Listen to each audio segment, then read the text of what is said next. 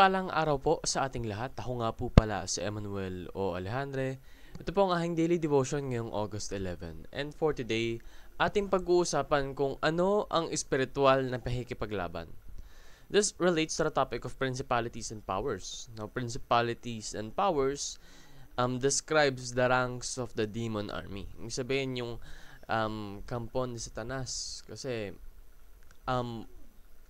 in the time that Adam ate the forbidden fruit, naghari si Satan sa atin. Kumbaga, nanaig yung kasalanan, yung kasamaan, yung evil sa mundo. Kasi nga, we have been corrupted, we have been cursed. We are sinful na. And, hindi lang si Satan yung siyang gumagalaw para pagharian ng kasamaan yung mundo natin, kundi yung kanyang mga kapwang devil, evil. So, these are called principalities and powers. Now, si Jesus ay bumaba para labanan yung mga demonic forces na ito, upang tuluyan na silang mawala at hindi na sila maghari man kahit kailan. Sabi nga po sa Ephesians chapter 6 verse 12, "For we do not wrestle against flesh and blood, but against the rulers, against the authorities, against the cosmic powers over this present darkness, against the spiritual forces of evil in the heavenly places." So, Jesus wages war against the demonic forces. Just as I've said, dahil po sa pagbaba ni Hesukristo sa mundong ito, nawala na po yung kanilang reign. And we are actively, up until now, fighting them off.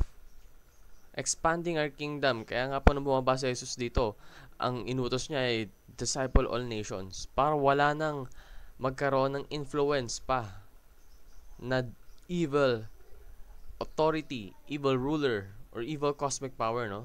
Because God provides armor for offense and defense that we can use to fight these demonic forces. Now, these demonic forces will not give up, no, easily.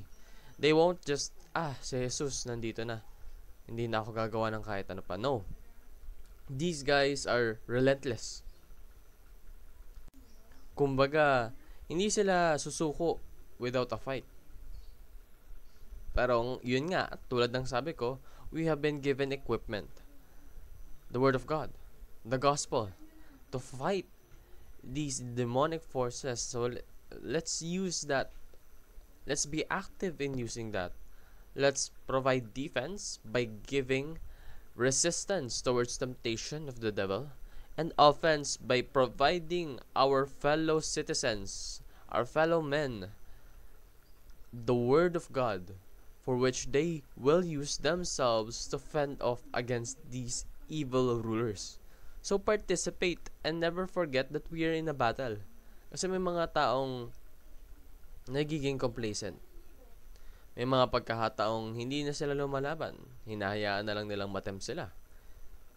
At bukod pa ron, may mga tao namang hindi nagpapatempt, pero hindi naman gumagawa ng paraan upang maligtas din yung iba nilang kapwa. Now, we have been given both offense and defense. It is good na you are not tempted, pero it is much, much better if you use the Word of God, the Gospel, for offense, to truly be active in this war against the evil. So put on the full armor of God to fight and defend. Be active. Pray relentlessly for God's advancing army, kasi God's advancing army never stops. It will never stop.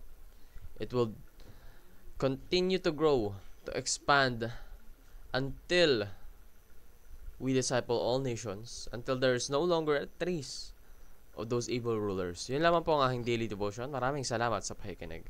Pagpalain po tayong lahat, and let us all give glory to God.